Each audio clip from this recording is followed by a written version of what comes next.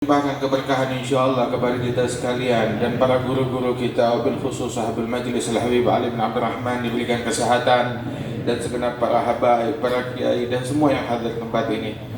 Alhamdulillah, di majlis tadi di kitab Nasaih Diniyah Imam Al-Haddad mengajarkan kepada kita untuk perhatian tentang perkara silaturahim. Nabi Muhammad SAW beliau mengatakan, man sarrahu, barang siapa yang suka, yang pengen, suka apa? Untuk diluaskan rizkinya, an yufsa fi rizkih wa yunsa fi ajalih, ingin rizkinya diluaskan, ingin umurnya dipanjangkan. Ini udah nikmat yang paling gede. Orang kalau sudah dapat rizki luas, umur panjang, apalagi yang kurang dari dia. Nabi bilang, siapa yang mau rizki luas, umur panjang, caranya satu, fal yasil rahimah, sambung silaturahminya dia, sambung kepada kerabat, kepada famili, kepada keluarga, kepada sepupu, kepada misanan. Sebab orang yang memutuskan silaturahmi dilaknat oleh Allah Subhanahu wa taala dalam hadis qati' rahim mal'un wa immata fi jawfil Ka'bah. Orang yang memutuskan silaturahmi dilaknat oleh Allah walaupun matinya di dalam Ka'bah. Dan orang yang memutuskan silaturahmi, inna rahmah la tanzil ala qaum wa fihim qati', rahmat Allah tidak turun kepada sekelompok kaum manakala di situ ada satu orang yang memutuskan silaturahmi. Memutuskan silaturahmi dilaknat walaupun dia meninggal dunia di dalam Ka'bah, tapi dia memutuskan silaturahmi. Karenanya itu, apa sih yang membuat orang biasanya memutuskan silaturahmi? Biasanya urusan dunia, ya urusan warisan, ya urusan tanah, urusan urusan remeh dan urusan duniawi. Padahal dunia seisinya nggak sepadan dengan kita ngotorin hati kita hingga mendengki, membenci, apalagi sampai memutuskan silaturahim. Rasul Shallallahu Alaihi Wasallam, beliau adalah orang yang gemar menyambung silaturahmi dan memerintahkan untuk menyambung silaturahmi. Bahkan dari sebelum menerima wahyu, kerjaan beliau itu silaturahmi. Sayyidatuna Khadijah radhiyallahu anha wa ardhaha waktu menghibur Rasulullah tatkala Rasulullah khawatir waktu baru pertama menerima wahyu, khawatir dengan sesuatu yang baru saja beliau terima, maka dijawab oleh Sayyidatuna Khadijah, la yukhziyakallahu abada innaka la tasil rahim wa tahmilul kal wa tu'in ala nawaibil haq. Sesungguhnya engkau adalah orang yang gemar menyambung silaturahmi dan membantu orang-orang yang kesusahan dan membantu orang yang lagi kena musibah, wa tukril dhaif, dan gemar menjamu tamu. Di sini disebutkan salah satu sifat Nabi Muhammad dari zaman dulu adalah menyambung silaturahim. Dan ketahuilah bahwasanya orang yang menyambung silaturahmi itu rezekinya berkah, hajatnya dikabulkan oleh Allah Ta'ala, kemudian juga dijadikan tuh umurnya panjang dan diberikan kesehatan oleh Allah Subhanahu wa taala. Orang kalau berasa rezekinya sempit, coba introspeksi dirinya, sambung silaturahminya. Dan orang yang nyambung silaturahmi dikatakan laisal wasil bil mukafi. Orang yang nyambung silaturahmi bukan yang ketika idza wasalahu rahimah terus kafaah, bukan itu. Kalau dia disambung oleh kerabatnya, dia sambung balik. Orang senyum, dia senyumin. Orang bikin baik, dia bikin baik. Itu bukan sambung, itu namanya jual beli. Itu namanya tukeran. Kamu senyum, saya senyum. Kamu baik, saya baik. Kamu merengut, saya merengut. Itu bukan nyambung silaturahmi. Tapi al-wasil man idza qata'ahu rahimuh wa salaha. Itu ketika dia diputuskan oleh kerabatnya, dia yang nyambung. Dipelengosin, dia yang menyapa. Orang menghindar, dia yang nyamperin. Begitulah yang diajarkan oleh Rasul Sallallahu Alaihi Wasallam. Sehingga ada satu orang, dia ngadu kepada Rasulullah dalam sebuah hadis yang panjang. Kalau dia punya keluarga, punya famili, punya kerabat, dia selalu berbuat baik kepada kerabatnya tersebut, selalu menyapa. Tetapi kerabatnya ini dingin, bahkan kurang ajar, bahkan gak peduli, dicuekin, dipelengosin, diperengutin, bahkan diganggu, dizalimi. Tapi dia senantiasa menyambung familinya tersebut. Maka di dalam riwayat tersebut Rasul bilang bahwasanya senantiasa Allah menolong engkau, membela engkau selama engkau melakukan hal-hal yang demikian tersebut. Masya Allah. Disebutkan ada Al-Imam Al-Habib Musyaykh, Al-Habib Musyaykh bin Abdullah bin Syekh Ali bin Abi Bakar As-Sakran. Al-Imam Musyaykh bin Abdullah bin Syekh Ali bin Abi Bakar As-Sakran dari Imam Abdurrahman As-Saddaf. Itu beliau ini banyak membangun sigayah. Sigayah itu tempat air. Di sana dulu tuh air tuh susah. Jadi kalau di perjalanan tuh dia bikin tempat air untuk para musafir yang berlalu, yang lewat di tempat itu, ngambil air dari tempat minum itu. Mereka minum dari sigayah itu. Jadi semacam kayak sumur, kemudian juga dialirkan airnya ke sebuah bangunan tertutup. Jadi orang bisa ngambil air buat minum dengan mudah di situ, sigayah. Nah, itu dia bikin sebuah sigayah dekat kota Tarim. Jadi orang siapapun, pelancong ataupun musafir yang berlalu, yang lewat, bisa mengambil air di situ. Suatu kali itu tiap ada orang yang datang, dia tanya, kamu ngambil air dari sigayah saya, saat kamu sini kamu ngelewatin tempat minum, kamu ngambil dari situ kan? Ya, alhamdulillah, airnya bagus. Tiap ada orang yang datang selalu ditawarkan dan ditanyakan. Hingga satu kali ada orang datang, ditanya, kamu ngambil lewat sigayah saya? Lewat. Kamu minum dari situ? Kamu ambil air dari sana? Dia bilang, tidak. Loh, kenapa enggak? Airnya kotor, banyak kotoran kambing. Bilang, astagfirullah, kok bisa begitu? Diomelin pembantunya. Kamu nggak periksa, kamu nggak bersih di situ. Suruh bersihkan.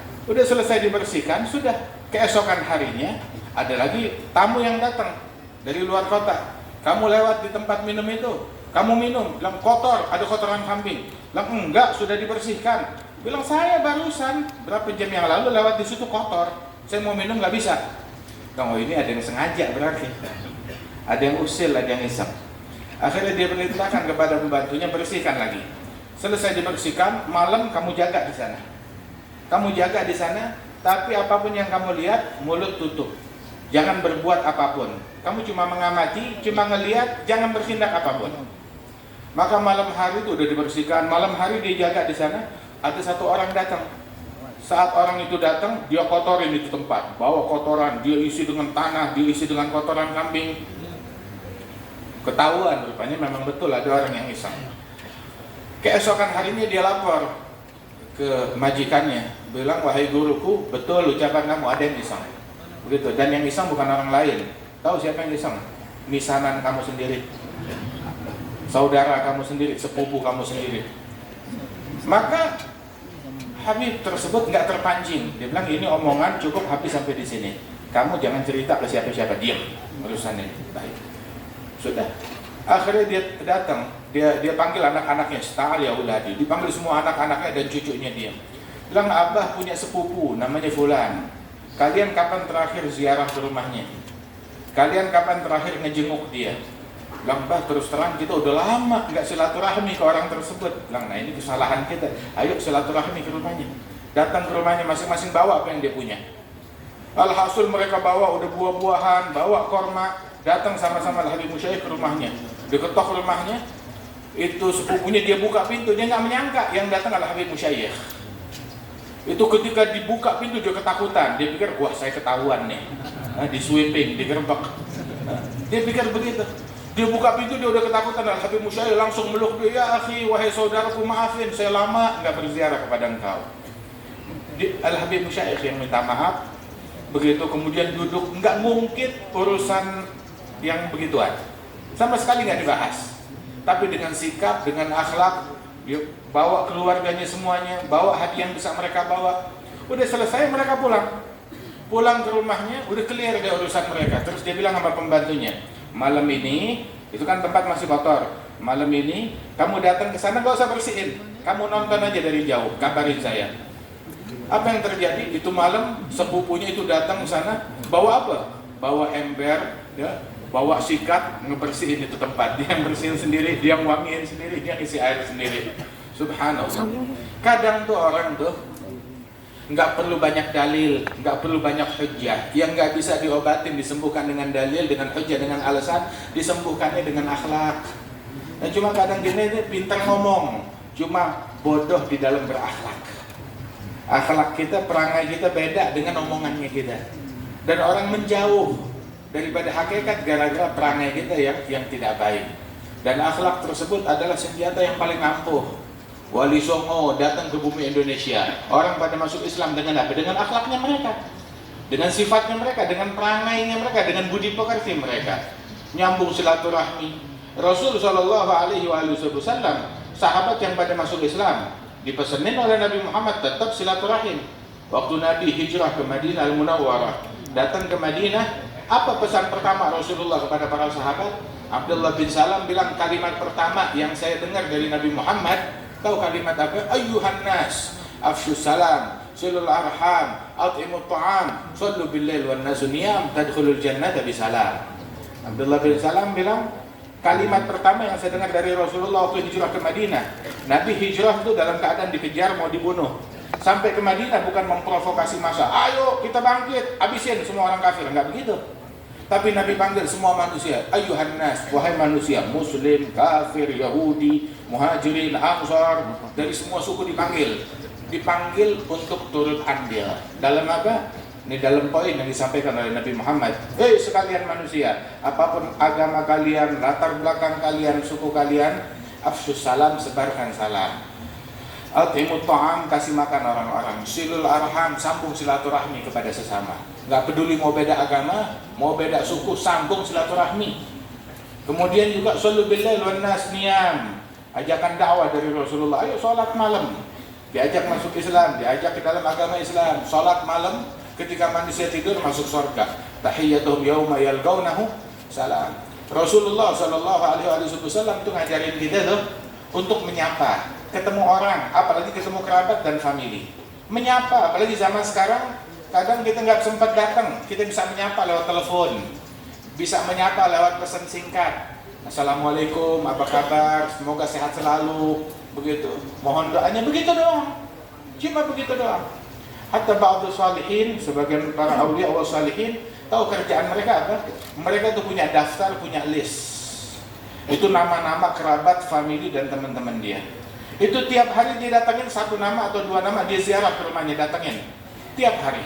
Pindah, hari berikutnya nama berikutnya, hari berikutnya nama berikutnya. Masya Allah, sebulan dua bulan tuh dia balik lagi ke nama yang awal, dan begitu seterusnya. Kerjaannya silaturahmi. Kalau dilihat, kita teliti sirahnya para salaf kita, Al-Jad Al-Habib Muhammad bin Ali bin Abdurrahman Al-Habsyi. Al-Habib Muhammad bin Ali bin Abdurrahman Al-Habsyi kerjaannya silaturahmi. Silaturahmi kepada habaib, silaturahmi kepada kiai, silaturahmi ke pondok-pondok pesantren, silaturahmi kepada jamaah pengajian beliau, kepada teman-teman beliau, kepada para haji yang beliau kenal, silaturahmi ke family, ke kerabat. Subhanallah didatengin. Adalah Habib Muhammad bin Ali Al-Habsyi. Begitu juga Al-Habib Shalih bin Muhsin Al-Hamid. Begitu juga sampai Al-Walid Al-Habib Naufal. Begitupun juga itu kerjaannya dia begitu deh. Yang kita lihat kerjaannya silaturahmi. Kadang juga maaf yang disilaturahmiin, kadang orang yang nggak tahu diri.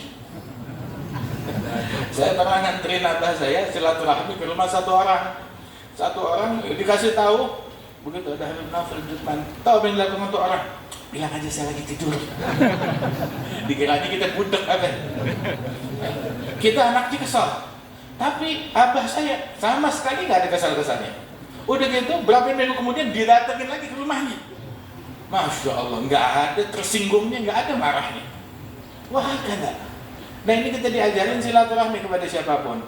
Itu di Bukhari, ya, di Ta'liq Bukhari, hadis mu'allaq beliau, itu disebutkan bahwa di antara kebaikan Islam ini adalah badlus salam lil alam. Assalam ala man arafta wa man lam ta'rif. Menyapa, ngasih salam kepada siapapun yang kamu kenal, yang enggak kamu kenal. Begitu. Adalah Habib Muhammad bin Ali Al-Habsyi, Habib Muhammad Khuitan. Jalan ketemu orang, dia sapa orang, Assalamualaikum, Assalamualaikum. Sampai orang yang non muslim juga, halo, how are you? Begitu. Disapa. Ketemu orang di airport, ketemu orang di jalanan, ramah kepada siapapun. Gimana orang nggak tertarik melihat akhlaknya mereka? Nah gitu, jangan ketemu orang melengos, ketemu orang nggak ada senyumnya. Silaturahmi sapa, ini kumpul majelis, tahu nggak? Saat muslim sama muslim berjumpa, saling ngasih salam, terus bersalaman. Rahmat Allah turun 10. 9 bagian Buat siapa? Buat yang senyumnya paling lebar. Yang satu bagian buat yang kalah senyum. Jadilah kita pemenang. Itu pemenang sejati yang banyak senyum. Jangan melihat orang bawaannya dicuriga, dari kubu sono, dari partai sono, dari rival sono, dari coblosan sono. Kullukum min Adam wa Adam min turab. Kalian semuanya putra Adam, anak cucu Adam, semuanya saudara kita. Alhamdulillah, nikmat dari Allah Subhanahu wa taala yang mempersaudarakan kita. Alhamdulillah, insyaallah dengan hijrahnya Nabi Muhammad yang mempersaudarakan umat, Allah taala perkuat persaudaraan kita. Allah taala jadikan kita orang yang menyambung silaturahmi, dijauhkan hati kita dari kedengkian, dari kebencian. Amin ya rabbal alamin. Allahumma ja'al jam'ana hadza jam'an marhuma, tafarraqana min ba'di tafarruqan ma'suma. Terakhir, ini tahun baru 1445 Hijriah. Masya Allah. Insya Allah ini tahun kemenangan buat umat Islam. Tahun kejayaan buat umat Islam.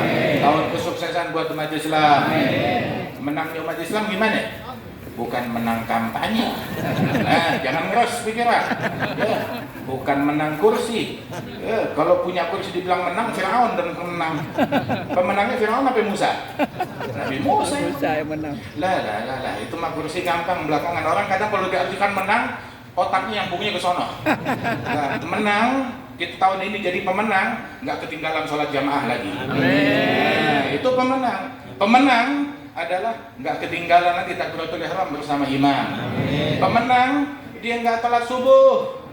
Pemenang, nggak tinggal dia mulai walaupun 15 menit sebelum subuh dia di atas senjata. Pemenang, 2 rakaat duha atau 3 rakaat witir nggak dia tinggalkan setiap harinya. Pemenang, baca Quran walaupun 2 lembar. Insyaallah Allah taala jadikan kita pemenang sejati. Amin ya rabbal alamin. Wassallallahu ala sayyidina Muhammad wa ala alihi wasallam wa akhiru da'wana alhamdulillahirabbil alamin. Assalamualaikum.